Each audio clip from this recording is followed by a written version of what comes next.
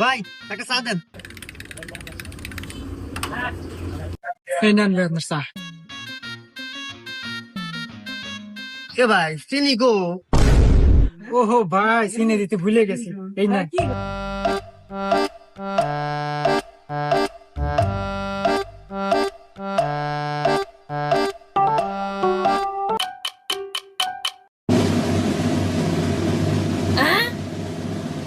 এই ভাই, আপনার কি হয়েছে?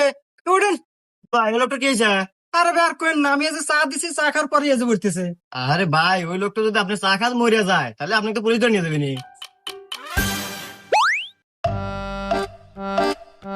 ভাই চার দাম কয়টা হইলো?